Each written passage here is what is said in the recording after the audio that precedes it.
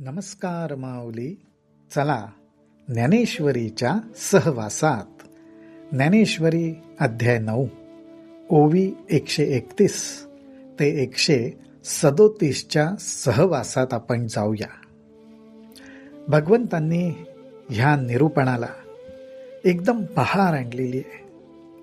स्वतःचं गूढ स्वरूप, स्वतःचं साक्षीत्व, स्वतःचं नुसतं असणं, हे अनेक उपमांद्वारे ते प्रगट करतायत. ज्ञानोबा रायांनी ह्या उपमांची अशी योजना केली आहे की कुठेतरी आपल्यासारख्या साधकांच्या अंतःकरणात एक ज्ञानाची ज्योत प्रगटेल आणि त्या ज्योतीच्या प्रकाशात आपल्याला ह्या आत्मस्वरूपाचं दर्शन होईल. ज्ञानोबा रायांची ही कृपा आहे. आता बघू भगवंत पुढे काय सांगतायत. भगवंत म्हणतात, मी बरेच दृष्टांत देऊन अर्जुना तुला हे वेळोवेळी सांगतोय, पण एवढं सांगून सुद्धा जणू काही भगवंतांचं समाधान झालं नाही. ते म्हणतात, जे लोकचेष्टा समजता जैसा निमित्त मात्र का सविता, तैसा जगत प्रभवी पंडुसूता हेतू मी जाणे. जे लोकचेष्टा समजता म्हणजे लोकांच्या सर्व काही ज्या चेष्टा, अर्थात जी काही कर्म चाललेली आहेत, जी काही कार्य चाललेली आहेत, लोकांची म्हणजे संपूर्ण जीवसृष्टीची जी काही कार्य चाललेली आहेत, समजता जैसा निमित्त मात्र का सविता, त्या सर्व कर्मांना, त्या सर्व कार्यांना सूर्यदेव निमित्त मात्र आहेत. सूर्यदेवांच्या केवळ असण्यामुळे, त्यांच्याकडून मिळणाऱ्या ऊर्जेमुळे सर्व जीवसृष्टीची चेष्टा चाललेली आहे. भगवंत म्हणतात, त्याचप्रमाणे माझ्या फक्त असण्यामुळे ही सर्व जगत प्रभवी, ही सर्व जीवसृष्टी, हे जगत प्रगट होतं. एवढाच काय तो हेतू आहे, एवढंच माझं असणं आणि हाच तो काय हेतू आहे, हे पंडुसूता अर्जुना तू जाण. का जे मी या अधिष्ठिलिया प्रकृती होती चराचराचिया संभूती, म्हणोनी मी हेतू हे उपपत्ती घडेयया. अरे अर्जुना, मी फक्त ह्या प्रकृतीला अधिष्ठान झालोय, म्हणजे माझं फक्त असणं, ह्या माझ्या असण्याचा ही प्रकृती आधार घेते, आश्रय घेते, आणि केवळ माझा आश्रय घेतल्यामुळे प्रकृतीकडून चराचराची या संभूती होती, म्हणजेच चर अचर, सजीव निर्जीव सर्व सृष्टी प्रगट होते. म्हणोनी मी हेतू हे उपपत्ती घडेयया, म्हणून ह्या सर्व गोष्टींना मी हेतू आहे, माझ्यामुळे हे होतंय असं म्हटलं जातं. त्याचं कारण माझं केवळ अधिष्ठान प्राप्त झालेलं आहे. आता येणे उजिवडे निरुते न्याहाळी पाम ऐश्वर्य योगाते, जे माझ्या ठाई भूते परिभूती मी नसे. आता येणे उजिवडे निरुते, आता ह्या प्रकाशामध्ये, अर्थात ह्या ज्ञानरूप प्रकाशामध्ये माझं ऐश्वर्य योग तू बघ. न्याहाळी पाम ऐश्वर्य योगाते, माझ्या ऐश्वर्य योगाचा अनुभव घे. त्याला फक्त तू न्याहाळ ज्ञान प्रकाशामध्ये, म्हणजे तुला समजून येईल माझं असणं कसं आहे. जे माझ्या ठाई भूते, ही जी सर्व भूत आहेत, ही सर्व जी सृष्टी आहे, ती माझ्या ठिकाणी आहे, पण भूतांमध्ये मी नाही. भूतसृष्टी माझ्या ठिकाणी आहे. हे तू लक्षात घे आणि ह्या ज्ञानदृष्टीने आता तू हा ऐश्वर्य योग अनुभव. सृष्टीकडे जगाकडे बघताना हे ज्ञान अंतःकरणात जाग ठेव की मी भगवंताचा ऐश्वर्य योग बघतोय.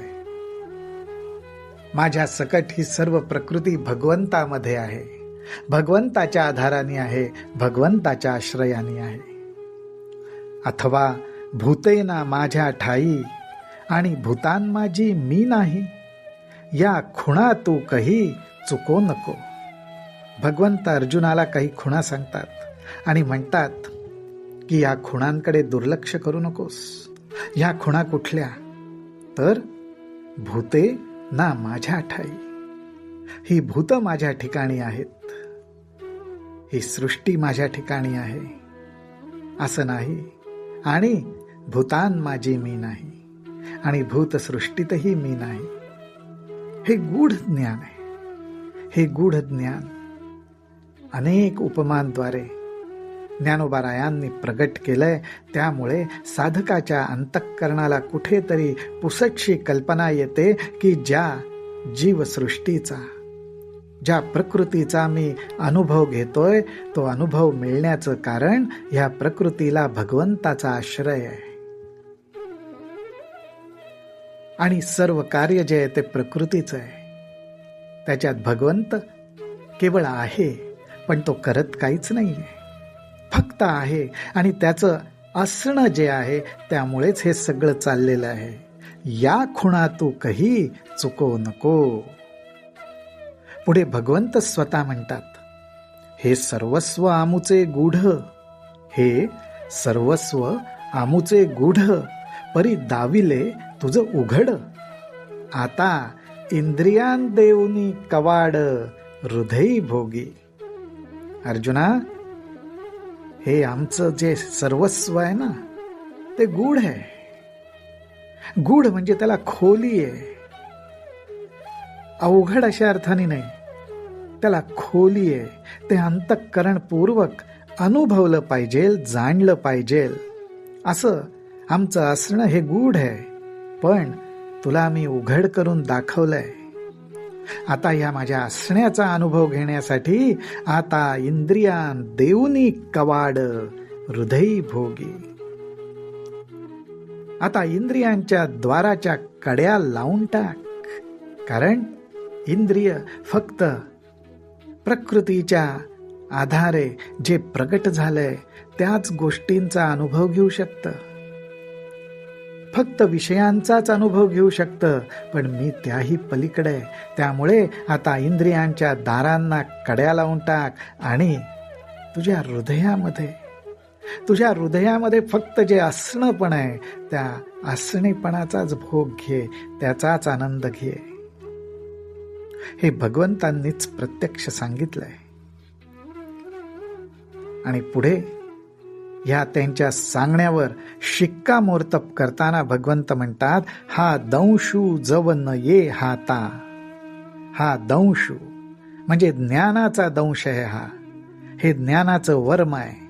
हा दंशू जव न ये हाता, तव माझे साचो कारपण पार्था, न सपडेगा सर्वथा जेवी तुशी कणू. हे जे वर्म आहे, हा जो आत्मज्ञानाचा दंश आहे, तो दंश जोपर्यंत अंतःकरणाला होत नाही तोपर्यंत माझं खरं स्वरूप काय आहे हे पार्थास समजणार नाही. आणि हे ज्ञान अंतःकरणामध्ये प्रगट होत नाही, स्थिर होत नाही, तोपर्यंत जे काय आहे, न सपडेगा सर्वथा जेवी तुशी कणू. म्हणजे अर्थात ज्ञानोबाराय म्हणतात, ज्याप्रमाणे गवताच्या भुष्याच्या मोठ्या ढिगाऱ्यात एक अन्नाचा कण सापडत नाही. एखाद्या गवताच्या मोठ्या राशीमध्ये किंवा भुष्याच्या मोठ्या राशीमध्ये एखादा धान्याचा कण लपला असेल तर तो शोधायला किती कष्ट पडतील.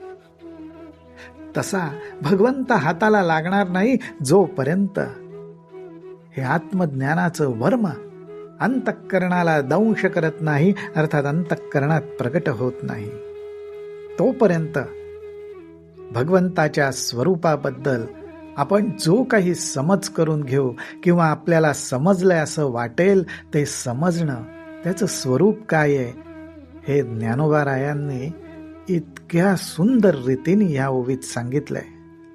बघा ते काय म्हणतात. ज्ञानोबाराय म्हणतात, एरवी अनुमानाचे नि पैसे आवडे कीर कळले ऐसे, परी मृगजळाचे नि बोलांशे काय भूमिती मे. हो, ज्ञानोबाराय म्हणतात, एरवी पण असं पाहता अनुमानाचे नि पैसे म्हणजे मनातल्या मनात अनुमान विचार करत राहिलं, तर्क करत राहिलं आणि केवळ बुद्धीच्या बळावर आवडे कीर कळले ऐसे. एखाद वेळेस असं वाटेल, आपल्याच कल्पना विश्वातनं विचारांच्या साह्याने, तर्काच्या साह्याने अनुमान करत असं वाटेल की बहुधा मला कळलं बरं का, परमेश्वराचं स्वरूप कळलं, परमेश्वर म्हणजे काय ते कळलं, असं एखाद वेळेस मनाला वाटेल. पण ज्ञानोबाराय म्हणतात, परी मृगजळाचे नि बोलांशे काय भूमिती मे. परंतु मृगजळाच्या पाण्याने कधी जमीन ओली होते का हो. ह्याचाच अर्थ असा, मन बुद्धीच्या साह्याने भगवंताचं स्वरूप जाणून घेण्याचा प्रयत्न हा मर्यादित आहे. त्या प्रयत्नावर जे जाणणं आहे, असं जे वाटणं आहे, ते म्हणजे मृगजळाच्या साह्याने जमीन भिजवण्यासारखं आहे. किती सुंदर मार्गदर्शन ज्ञानोबारायांनी केलंय. रामकृष्ण हरी, रामकृष्ण हरी, रामकृष्ण हरी.